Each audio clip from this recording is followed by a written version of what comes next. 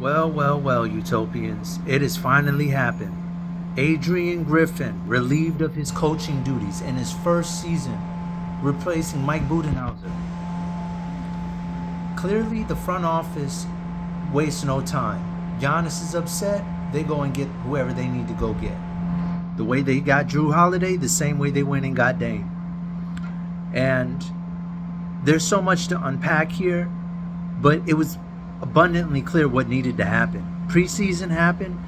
Preseason, Terry Stotts, who I have a high respect for, steps down abruptly, randomly, and you kind of already knew what time it was.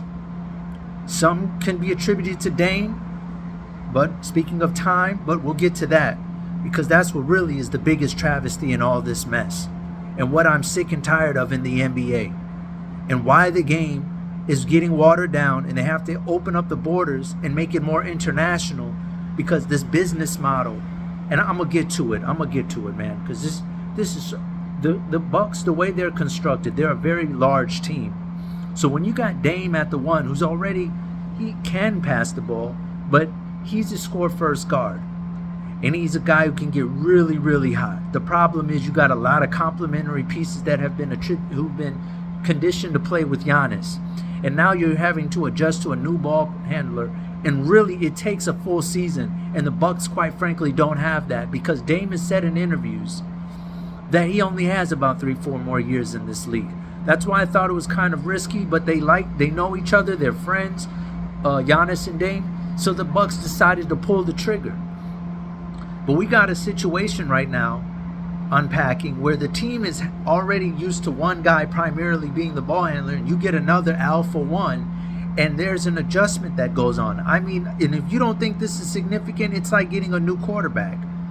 And to take it even a step further, I remember when OKC Thunder had Reggie Jackson, when Russell Westbrook went down with his injury. Reggie is no Russell, but he definitely has his own skill set, and he brought a different dynamic. In the first couple games, they struggled with it. I think this was back in 2014, 2012, 2013. There was a shift that year that Russ was out for the year, for majority of the year. And at first it was a little bit of difficulty. Serge Ibaka, everybody was a little bit off. And then Russell, after a couple games, the Thunder looked better than they ever looked, because they had a more complete point guard who could shoot the ball, and it was a little bit more distribution oriented instead of this raw specimen talent that no one could account for. And Russ came back near the end, and he replaced Reggie, and next thing you know, they kind of got real stumbly, and the road got rocky. In the bigger picture, it eventually paid off because they got far, but it was just a very different situation. And the same thing is happening right now in Milwaukee. You got a guy who primarily gets the rebound, brings the ball up. Your team knows when they're going to get it. You start developing a timing, but at the same time, you needed some new infusion of life. So you get this prolific scorer, this generational scorer, but now that's a new adjustment. And quite frankly, this wasn't the time to bring in a guy who was on his first time coaching. Even if he's been around the league, you don't give a coaching job to someone who has to completely change the power dynamic in a locker room from what they knew. Yes, I think the Bucks brass got it partially right. We need a new face. Budenholzer was going through some big time tragedies, and I don't have anything bad to say about this guy. Won 60-something games with the Hawks one year, then goes to the Bucks and wins a championship. He knows basketball, but he had a lot on his plate. The untimely death of his brother during the playoffs, and he handled it like a champ, no emotion on his face. Didn't want no sorries or sympathies, and just kind of disappeared. But he's like Quinn Snyder. He'll be back, and he'll be coaching somewhere, making a profound impact. But Adrian Griffin is now sitting here, and he's, given this big plate that he can't finish. And now you're hearing names like Doc Rivers. There's an interim coach in place. But this is a very difficult situation right now for the Milwaukee Bucks to overcome. Now the Dame saga. You guys force-fed this man to get out of there. The media. You got to play for rings. You're better than this, blah, blah, blah. Now guess what? Dame is sitting here in a more dysfunctional team than Milwaukee, than Portland. Chauncey Billups, at least, has been there. He's a steady presence, and they know that he'll leave when they tell him. They had Jeremy Grant. They had Nurkic. They have Simmons, Shadon Sharp. That's a respectable nucleus. And all that to pick up and go to Milwaukee into what? Middle of the season. And guess what? Their problems are not going to change because they're a big, slow team.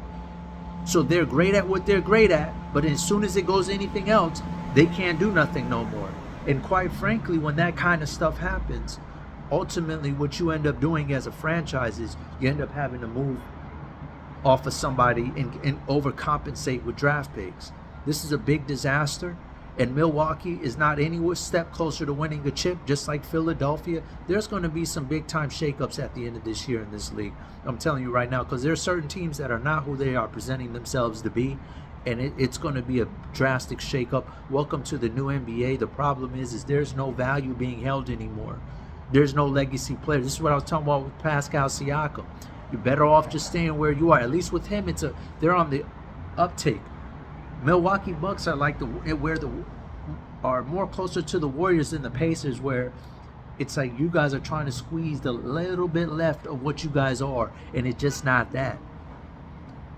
Poor Dame, man. Poor Dame. Poor NBA. This is not a good look. You needed him to finish out. You need a couple guys every decade who you can just say he was with one team. I'm telling you. The brand, it waters down the legacy of the game when guys do not preserve some history. It's necessary. And we just got too much fast transactional basketball going on. All right, Utopians.